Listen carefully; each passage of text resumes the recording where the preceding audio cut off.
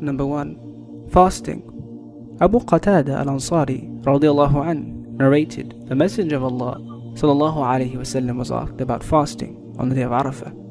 He replied, fasting on the day of Arafah is an expiation for the previous year and the following year.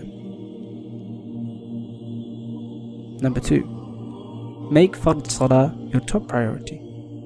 Remember, if you fix your Salah will fix everything else for you. Fixing Salah can include making wudu excellently with full awareness of Allah, praying at the earliest time, not missing a single Fard prayer, praying in congregation, and praying with khushu'. Allah says in the Quran, maintain with care the obligatory prayers, and in particular the middle prayer, and stand before Allah devoutly obedient.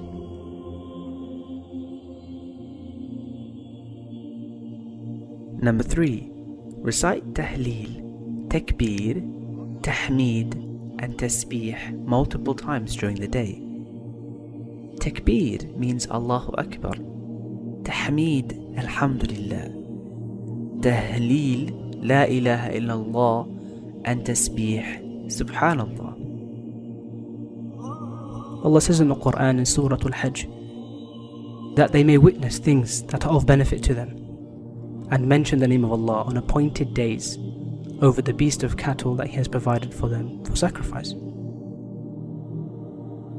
So, from the 9th to the 13th of Dhul-Hijjah, it is recommended to recite Takbirat-e Tashriq, starting from Fajr on the 9th and after every Fard Salah thereafter. Takbirat-e Tashriq is as follows: Allahu Akbar, Allahu Akbar, La ilaha illallah, Wallahu Akbar, Allahu Akbar, Walillahil hamd. It is translated as, Allah is the greatest, Allah is the greatest. There is no deity besides Allah. Allah is the greatest. Allah is the greatest, and all praises are only for Allah. Number 4. Make lots of dua and ask for Allah's forgiveness. Make a list of all the things you ever wanted for yourself, your family, and even the Muslim Ummah. Things that you want for this worldly life and the hereafter. As you make your du'as, take tiny glances on your piece of paper. That way you won't miss out on any du'a while you lift your hands in front of Allah, asking Him to fill them with His blessings. The importance of making du'a on the day of Arafah can be gathered from this hadith.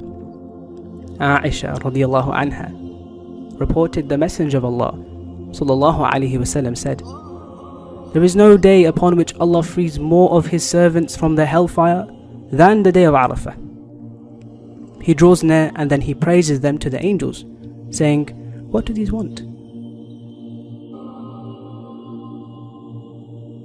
Number 5. Recite Quran abundantly. Let us not forget to dedicate some time reading the words of our Maker. The Prophet ﷺ said, read the Quran, for verily it will come on the day of standing as an intercessor for its companions. Number 6.